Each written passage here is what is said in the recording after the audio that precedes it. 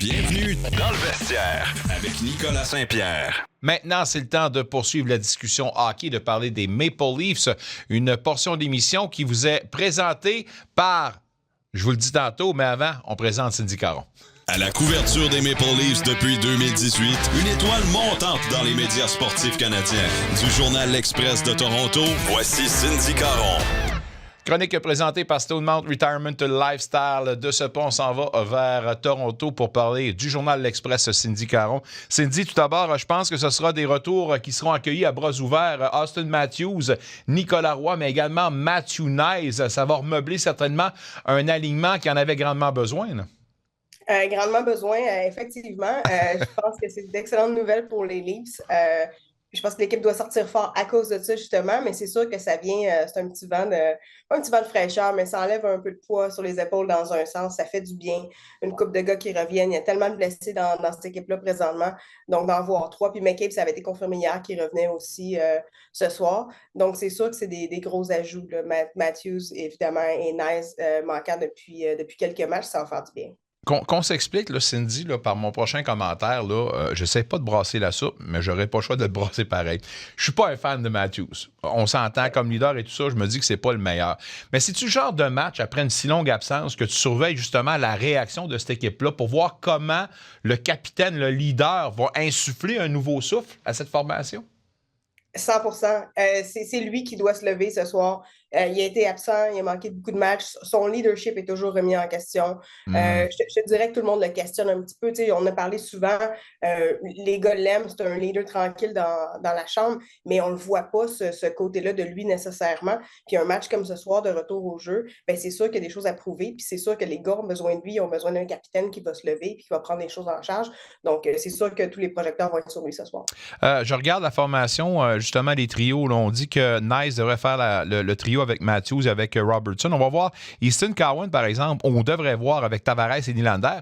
Pose la question comme ça. Comment il va, Easton Cowan, dans ces circonstances? On dit tous qu'il faut protéger d'une certaine façon un gars qui arrive puis le faire grandir dans une situation gagnante. Or, est-ce que c'est une situation gagnante pour lui en ce moment? Ben, c'est sûr que c'est pas une situation gagnante dans le contexte des dernières semaines à Toronto, mais en même temps, pour lui, il apprend beaucoup. C'est de l'expérience, tu sais, qui se promène avec Nylander, Tavares, ou sinon avec Scott Laughton. Il a joué beaucoup, il a une belle petite chimie aussi avec Lawrence. Je pense que c'est bon pour lui. Écoute, il va être probablement retourné aux Marlies à un moment donné dans la saison, c'est sûr. Mais pour l'instant, je pense qu'il en profite. Il va bien. Il performe bien. C'est sûr que je pense pas qu'il marque autant qu'il l'aimerait, mais il y a une différence entre jouer pour les Knights de London puis les Leafs de Toronto. Il y a une différence de calibre dans tout ça, mais je pense que c'est une belle expérience pour lui pour apprendre présentement, puis à date, tout va quand même bien. Comment l'atmosphère doit être pesante pour l'univers des Maple Leafs, considérant que même si c'est très serré dans l'Est, l'équipe, au moment où on se parle, se retrouve bonne dernière au classement de leur conférence. Ça doit pas être facile quand même de vivre ça, considérant le potentiel qu'a ce club-là et les attentes de ce club-là, là. Ben, c'est sûr.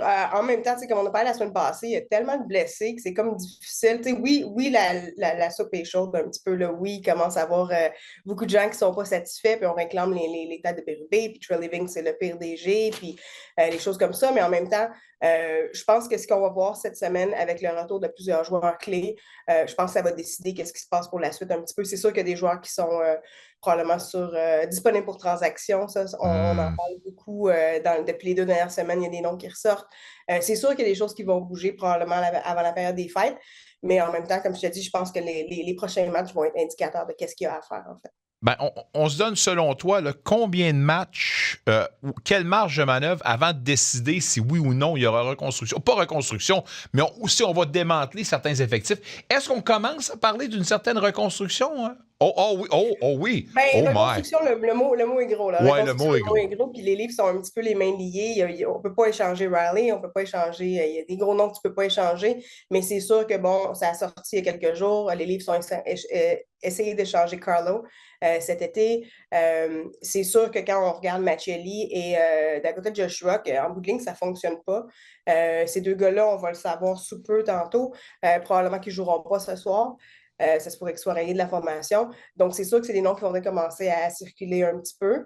Mais les Leafs n'ont pas grand-chose, n'ont pas vraiment de choix disponible pour essayer de faire des bons échanges. Des premiers choix au repêchage, il n'y en a plus là, pour les prochaines années. Donc, Oh c'est sûr que my. ça limite beaucoup de free living. Puis en même temps, tous les gros noms ont toutes des clauses de non-échange, majoritairement. Donc, c'est sûr que c'est un petit peu difficile d'essayer de faire quelque chose. On a Yarn Krok, Machelli, Joshua, peut-être Domi aussi, mais en même temps, il n'y a pas grand monde qui sont preneurs présentement. L'équipe ne gagne pas, puis les gars ne performent pas.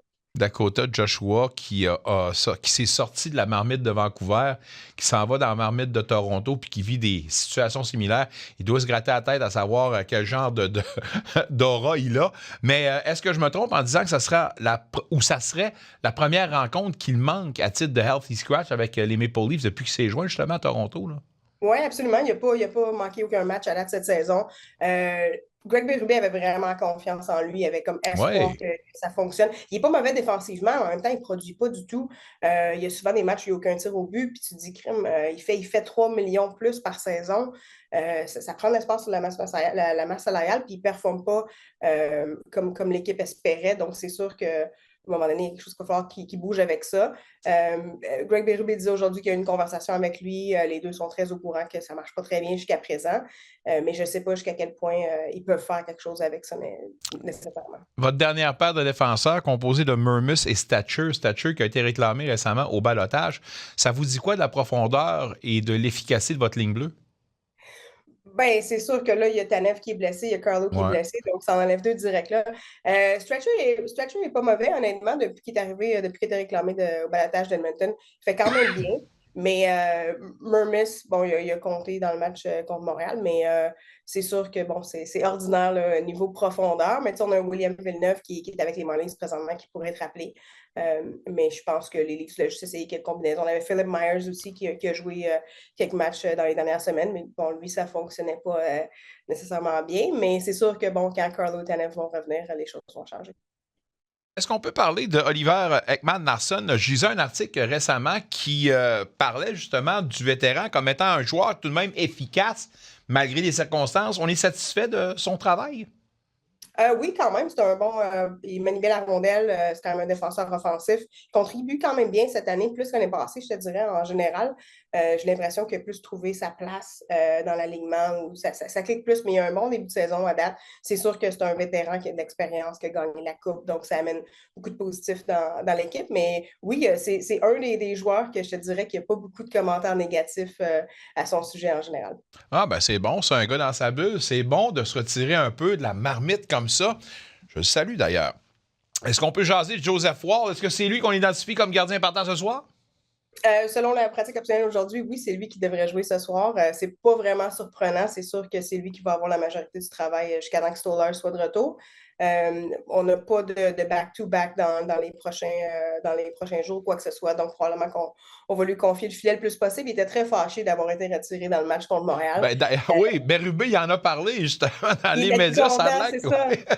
Ça monte un petit peu de chien, puis en même temps, c'est le fun Ouais. de voir. Il n'y a personne qui s'attendait nécessairement à ce que Wall arrive, puis s'il est rouillé, veut pas, il n'a pas participé au camp, il a manqué plusieurs semaines. C'est sûr que bon, ses stats sont ordinaires, il n'est pas mauvais nécessairement, mais de voir qu'il était fâché d'être retiré dans le match contre Montréal, ben c'est bon, ça donne ben, j'ai l'impression que ça va peut-être donner l'exemple à d'autres mondes en général. C'est ça qui manque présentement avec cette équipe-là, il manque de chien, il manque de. Il faut être fâché quand tu perds. Il n'était pas content d'être retiré, puis je pense que ça va peut-être envoyer un message aux autres aussi. On s'entend quand une équipe traverse un passage comme celui-là, un passage à vide, et je vais dire un vestiaire, c'est important d'avoir des joueurs qui sont rassembleurs puis qui gardent des choses positives. Encore une fois, Craig Berube, et je disais apparemment que Joseph Wall, il me donne l'impression d'un gars qui a une très bonne tête sur les épaules en passant, là, très dur sur l'aspect psychologique et tout ça, mais est-ce que je me trompe en disant que c'est le genre de gars qui est apprécié, qui garde les choses quand même légères dans les circonstances, et c'est le genre de besoin qu'on a en ce moment là, pour les Maple Leafs?